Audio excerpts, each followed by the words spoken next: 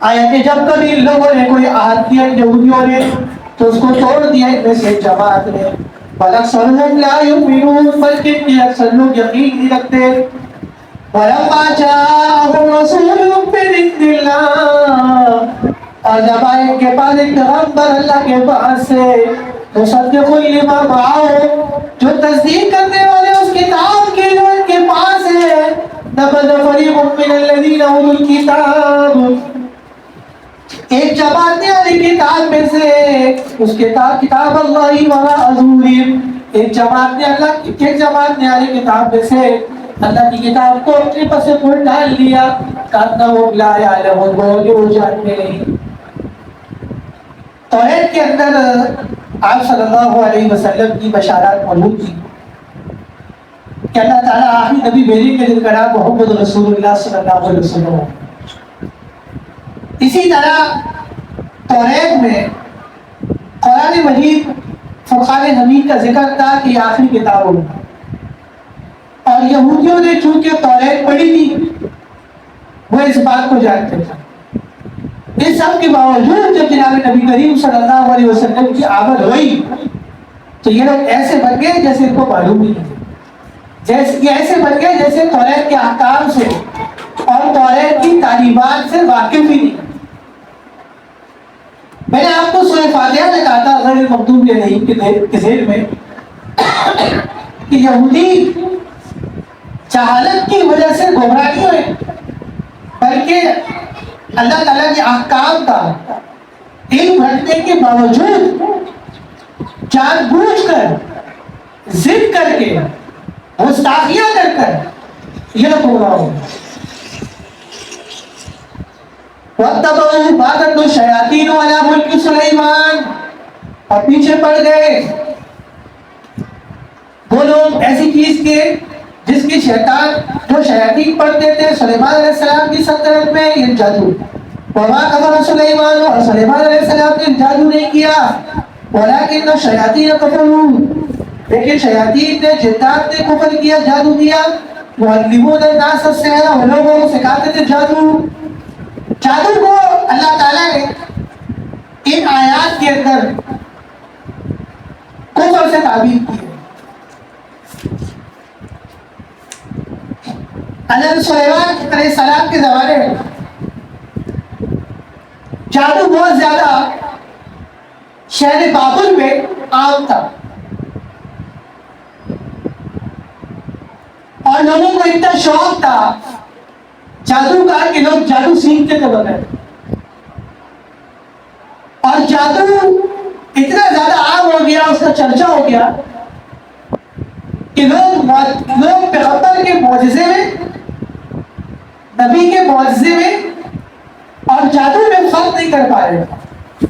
لوگ یہ نہیں سمجھ پا رہے تھے کہ یہ معجزہ یا جادو ہے.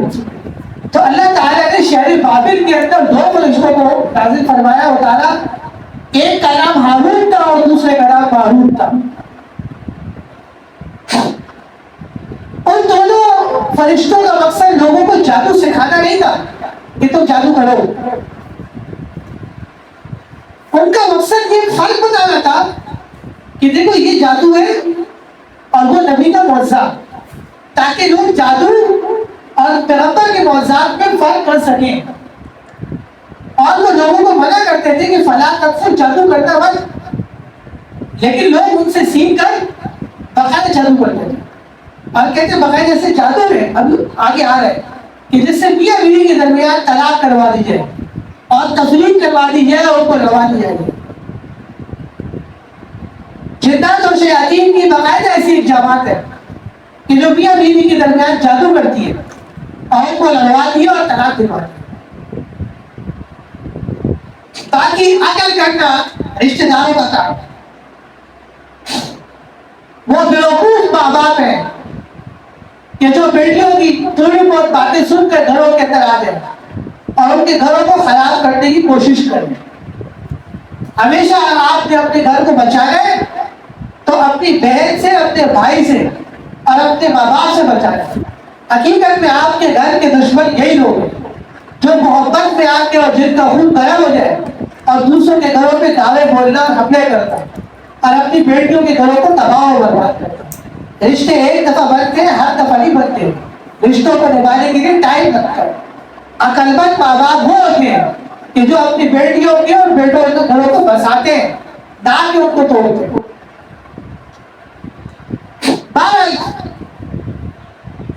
جادو ہر درجے آتا حضرت سلیمان علیہ السلام کے دور میں، اور خاص کر شہر بابل میں.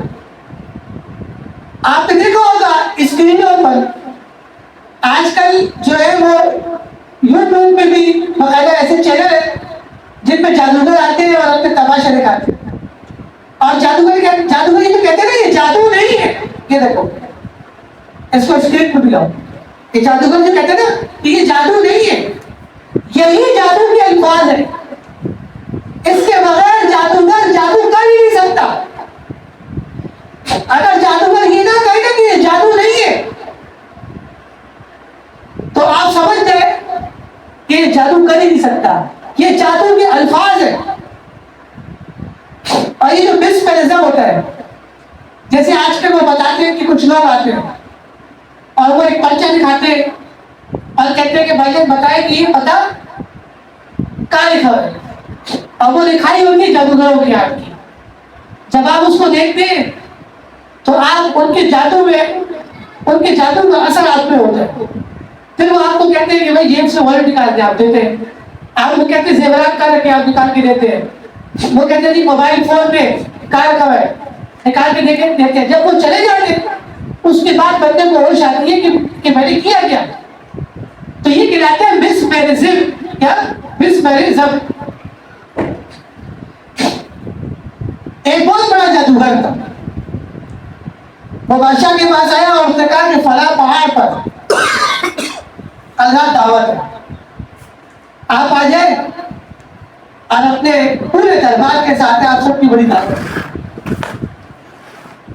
بادشاہ جب اپنے لشکر کے ساتھ پہاڑ کے پاس پہنچا تو اس نے دیکھا کہ وہاں شامیانے لگے ہوئے، ٹینٹ لگے ہوئے، دیگیں پکڑی ہیں، لائٹیں لگی ہوئی ہیں، لوگ کھانا پکا رہے، دسترخوان سجے، پلیٹیں لگی ہیں، تکیے لگے ہوئے، نشستیں موجود ہیں. بادشاہ وہاں بیٹھا، سب نے وہاں کھانا کھایا. جب سب نے کھانا کھا لیا سب کی آنکھ لگی. جب آنکھ کھلی دیکھا تو نہ کوئی وہاں دیگیں تھی، نہ وہاں کوئی شامیانے تھے ٹینٹ، نہ کوئی وہاں کھانے تھے، نہ وہاں کوئی بندہ تھا، نہ وہ بندے کی ذات. اور بادشاہ اور اس کے لوگ اکیلے تن ہوتا رہا پہاڑ کے اوپر موجود تھے. اور کوئی بھی وہ جادوگر بھی نہیں تھا جس نے بلایا تھا کہ آج اور کھانا. یہ کہلاتا ہے مسپیرزم. اور کئی ڈاکوؤں نے مسپیرزم کا استعمال کر کے لوگوں کو ڈکیتیاں ماری اور لوگوں کو لوٹے. جادو برحق ہے، یعنی قرآن شریف سے ثابت ہے، لیکن جادو کا کرنا یہ کفر ہے، اور جادو کرنے سے آدمی کافر ہو جاتا ہے.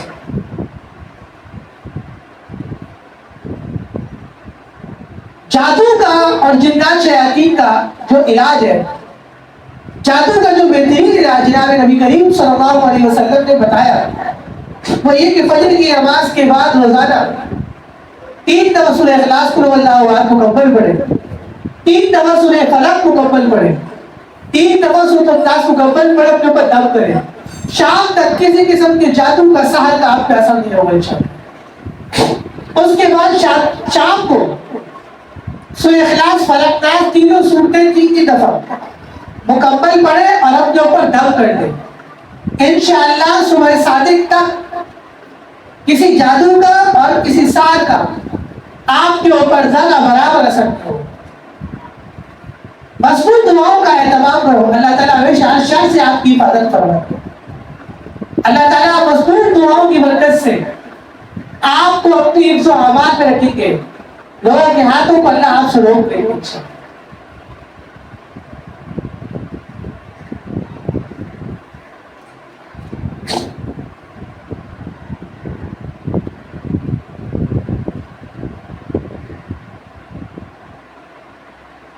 اچھا جی، وما انزل علی الملائکۃ کے باقی صبح شام کی مصنون دعائیں ان کا اعتبار فرمائیں. وما انزل ولکن الشیاطین کفروا یعلمون الناس السحر. اچھا یہ ہو گیا. وما انزل علی الملکین، اور جو نازل کیا گیا دو فرشتوں پر ببابل شہر بابل میں، ہاروت و ماروت، ہاروت و ماروت پر. وما یعلمان من احد، اور نہیں سکھاتے کسی کو جادو حتی یقولا، یہاں تک کہ کہہ دیتے انما نحن فتنہ، ہم تو آزمائش اور امتحان کا باعث ہے. فلا تکفر، بس جادو مت کرو. فیتعلمون منهما ما یفرقون به بین المرء وزوجہ، بس وہ لوگ سیکھتے ان دونوں سے وہ جادو جس سے جدائی کرتے میاں اور بیوی کے درمیان. جتنے بھی عاملین ہیں نا، ان کا جو دھندا اور کاروبار چل رہا ہے خواتین کی وجہ سے. چاہے قسم کی خواتین، جیسے ساس، جیسے بہو اور جیسے بھابیاں، یہ جاتی ہے عاملوں کے پاس اور وہ اس طرح چاٹ لگائے کہ وہاں اندر پھنس. وہ خواتین جو دین سے اور علماء سے دور ہوتی ہے اور وسوسی ہوتی ہے، بہن کی بیماریوں پڑی ہوئی ہوتی ہے، وہ زیادہ پیروں کے پاس، جو غلط قسم کے پیر ہوتے ہیں، اور عاملوں کے پاس ان کا جانا زیادہ ہوتا ہے. اور عاملوں کا جو کاروبار ہے وہ اس قسم کے لوگوں کی وجہ سے چل رہا ہے. عاملوں سے اپنے آپ کو بچاؤ. کیا عاملوں سے اپنے آپ کو بچاؤ. میں نے اپنی زندگی میں ایک ہی عامل دیکھا جو بہت مخت ہے، اور اس جیسا عامل میں نے نہیں دیکھا. ایک زمانے میں جنات اور شیاطین مجھے بہت تنگ کرتے، اور اتنا تنگ کیا مجھے جنات نے کہ میں بیمار پڑ گیا، اور میں نے کافی عاملوں کے پاس گھوما اپنے علاج کے لیے کہ مجھے کوئی فرق نہیں پڑا. یا ایک عامل کے پاس وقتی فرق پڑا لیکن دوبارہ نہیں پڑا. بعد میں کسی نے عامل کے بارے میں بتایا، جب ان کے پاس گیا وہ دن اور علاج کرنے رہے، اللہ نے جنات سے میری جان چھوڑا. اور وہ جو بیماری تھی، جو روحانی بیماریاں تھی، اللہ نے وہ جو جنات سے عتیق کی وجہ سے بیماریاں لگی تھی، اللہ تعالیٰ نے وہ ختم کر دیا اور ان سے شفایاب فرمایا. الحمدللہ. ایک دفعہ میرے پاس دوپہر کے وقت چند نوجوانوں کا ٹیلی فون آیا اور انہوں نے کہا کہ ایک نوجوان آپ سے ملنا چاہتا ہے. 4-5 لوگ تھے، 4-5 نوجوان تھے. نوجوان کے ان میں ایک آدمی کا بتایا اور مجھ سے ملنے آئے اور اس نے بتایا کہ 20 سال ہو گئے مستقل میرے جسم سے جو میرا منی ہے وہ ہوتا ہے. یہ واقعہ میں کوئی ہو سکتا. اور اس نے کہا جس عامل نے میرا علاج کرنے کی کوشش کی وہ بخار کے اندر مبتلا ہو گیا. میں نے اس سے کہا کہ میری طرف سے معذرت ہے، ویسے بھی میں کوئی عامل نہیں ہوں، یہ آپ کا جو کام ہے عاملوں کا، میں اس کام میں کوئی رہنمائی کسی قسم کی آپ کی نہیں کر سکتا. میں جنات کے معاملے میں لوگوں کی رہنمائی نہیں کرتا، اور میں نے اپنے آپ کو اور اپنے گھرانے کو جنات سے دور رکھا ہے. کئی لوگ میرے پاس آئے اور نے کہا کہ ہمارے گھر جن ہیں یا ہمیں جنات در کرتے ہیں، تو ہماری طرف سے یہ صاف اعلان ہے کہ ہم جنات کے معاملات کے اندر نہیں پڑیں. کیونکہ یہ اگر آپ کسی کا علاج بھی کریں تو آپ کو خود پختہ ہو رہا ہوگا.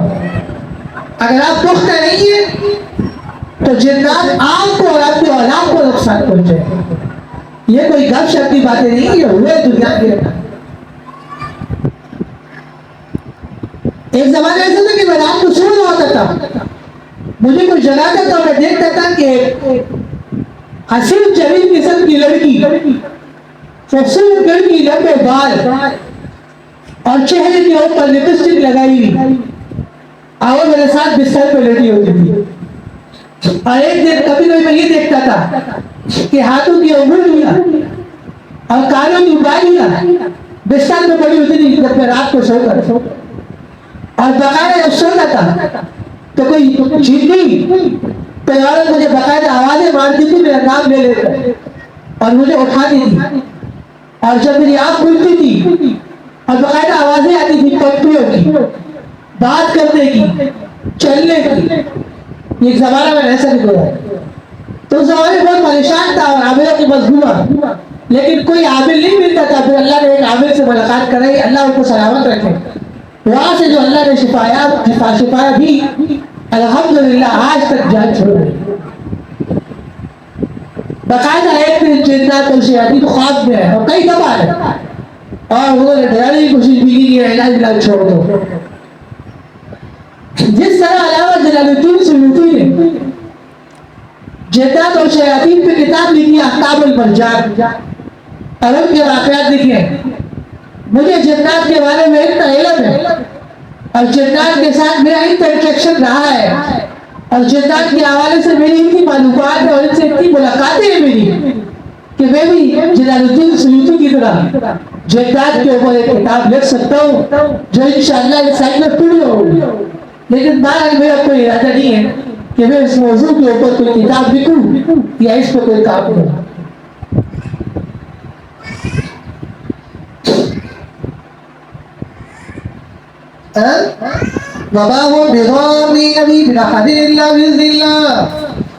اور وہ لوگ نقصان نہیں پہنچا سکتے کسی کو بھی جادو کے ذریعے سے اللہ کے حکم کے بغیر۔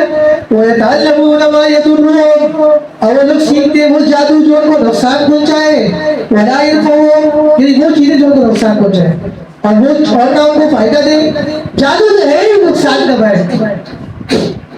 آپ نے دیکھا ہے کہ امریکہ میں کون سا ایسا ملک ہے کہ اس میں دکھاتے ہیں کہ ایک عورت کھڑی ہے ایک مرد، اچانک اس کے نیچے شیر بنتا ہے اور تھوڑی دیر میں وہ مرد غائب ہوتا ہے، وہ عورت دیکھا ہے، اور وہ پورا شیر ہوتا ہے۔ وہ آج کل ویڈیو بڑی مشہور ہوئی ہے کہ وہ اسٹیج کے اوپر ایک آدمی آتا ہے ایک عورت، اور تھوڑی دیر میں وہ اونٹ بن جاتا ہے اور شیر بن جاتا ہے اور وہ آدمی عورت غائب ہو جاتا ہے۔ پھر تو ایک بار وہ شیر ختم ہوتا ہے، وہ اونٹ ختم ہوتا ہے اور آدمی عورت جیسے پہلے تھی ویسے ہٹ جاتی ہے۔ یہ اصل میں وہ آدمی غائب نہیں ہو رہا، وہ عورت غائب نہیں ہو رہی، وہ عورت وہ آدمی ویسے کے ویسے ہی ہے۔ یہ ہماری نظر کا دھوکہ ہے، اسے کہتے ہیں مسمرزم، یہ ہماری نظر کا دھوکہ ہے۔ ہے نا قرآن میں کہ جادو متخیلات ہے، وہ جو موسیٰ علیہ السلام و جادوگروں کا مقابلہ ہوتا کہ وہ جادوگروں نے رسیاں اور جو ہے نا وہ پھینکی تھی، کیا پھینکی تھی، رسیاں وغیرہ لاٹھیاں، تو وہ مجنحے بن گئے تھے، تو وہ نظر آ رہے تھے کیا؟ تو اسی طرح یہ آدمی اور جو بھی امریکہ کا یا باہر ملکوں کا پروگرام ہے اس میں حقیقت میں انسان ہی ہوتے، لیکن یہ ایسا جادو کرتے کہ دیکھتے والے کو لگتا ہے کہ سامنے کوئی شیر کھڑا ہے، کوئی چیتا کھڑا ہے یا کوئی اونٹ کھڑا ہے یا کوئی اور چیز کھڑی ہے، لیکن حقیقت میں وہ کیا ہوتا ہے؟ انسان۔ اسے کہتے ہیں جادو۔ اور جادوگر جو اپنے جادو کا تماشا دکھاتا ہے اور اس کے اوپر جو پیسے لیتا ہے اجرت، وہ حرام کر جائے گا۔ کیا ہے؟ جادوگر کی کوئی عبادت اللہ تعالیٰ کیا قبول نہیں۔ آج کل سوشل میڈیا کا زمانہ عجیب ہے کہ جادوگروں کو بلاتے ہیں، وہ اپنا کرپٹ دکھاتے ہیں اور بجائے اس کے کہ ان کو گرفتار کیا جائے اور ان لوگوں سے لوگوں کو دور کیا جائے، لوگوں کو اچھے قریب کیا جا رہا ہے، ان کی محبتیں دلائی جا رہی ہیں، ان کے شوز ہو رہے ہیں، ان کے پروگرام ہو رہے ہیں۔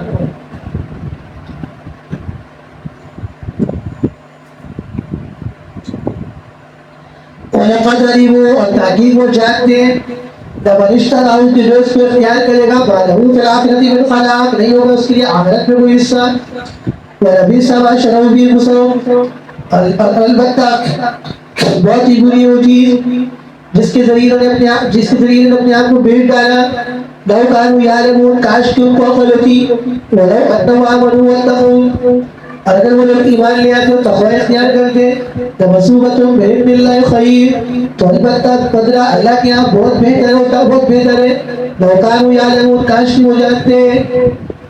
یا ایھا الذین آمنوا، ایمان والو، لا تقولوا رائنا رائنا وکنا، وَقُولُوا انظُرْنَا اور انظرنا کہو وَاسْمَعُوا وَابْصِرُوا وَلِلْكَافِرِينَ عَذَابٌ أَلِيمٌ اور کافروں کے لیے تکلیف دہ عذاب ہے۔ یہودی آپ صلی اللہ علیہ وسلم کو رائنا کہہ کے پکارتے تھے۔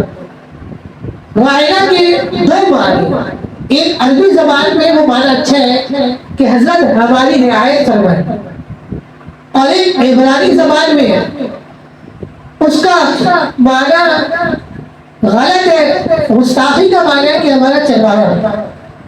یہودی آپ صلی اللہ علیہ وسلم کو رائنا کہہ کے پکارتے تھے، اور عبرانی زبان میں جو چرواہے کا معنی تھا وہ معنی لے کر پکارا کرتے تھے۔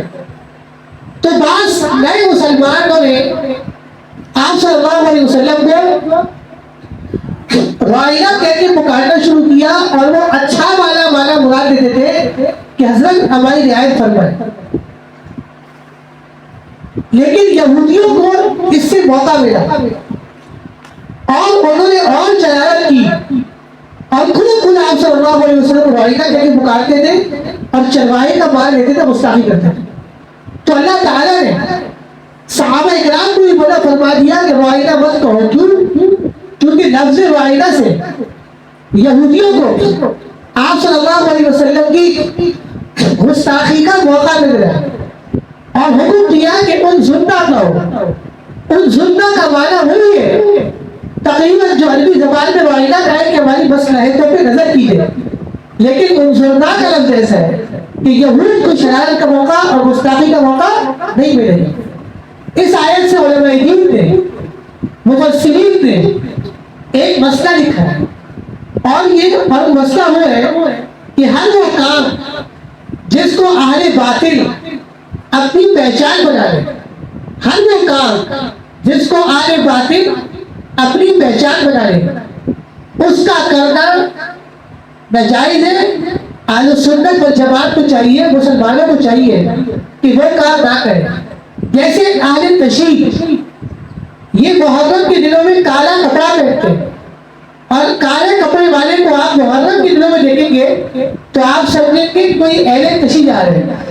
اس لیے اہل سنت کو چاہیے کہ وہ خاص کر محرم کے مہینے میں کالے کپڑے، کالی چادر، کالا جبہ یہ نہ پہنیں، کالے رنگ سے اجتناب کریں۔ یہاں تک کہ خواتین بھی محرم کے مہینے میں کالا برقع نہ پہنیں، بلکہ برقع سفید رنگ کا ہو جائے، اجتناب کریں۔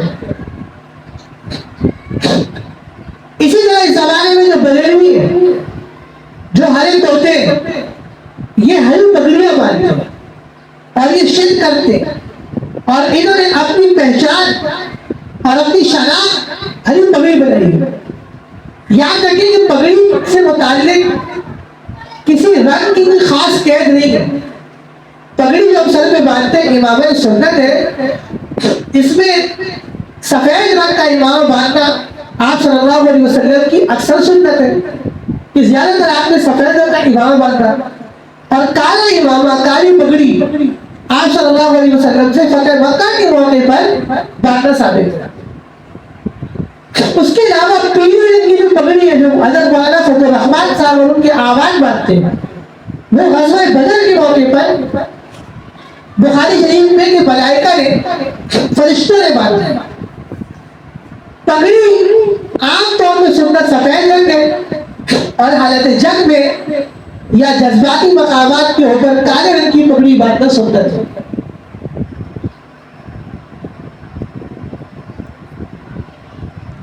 لیکن کسی اور رنگ کی پگڑی بھی آپ باندھ سکتے ہیں، لیکن ہری رنگ کی پگڑی آپ نہ باندھیں، کیونکہ اس زمانے میں ہری رنگ کی پگڑی بدعتی باندھتے ہیں۔ کون باندھتے ہیں؟ اور ہری رنگ کی پگڑی اور ہری رنگ کا امامہ یہ بدعتیوں کی پہچان ہے اور شناخت ہے۔ اہل سنت والجماعت کو چاہیے کہ وہ ہرے رنگ کا امامہ اور ہرے رنگ کی پگڑی نہ باندھے اور اس سے اجتناب کرے۔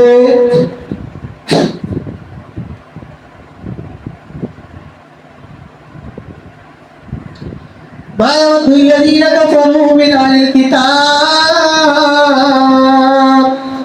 چاہتے نہیں وہ لوگ جو کافر ہو گئے اہل کتاب میں سے والمشرکین اور مشرکوں میں سے ان ينزل علیکم من خیر من ربکم کہ نازل کرے تم پر خیر، کہ اللہ کہ نازل کی جائے تم پر خیر و برکت تمہارے رب کی طرف سے واللہ یختص برحمتہ من یشاء،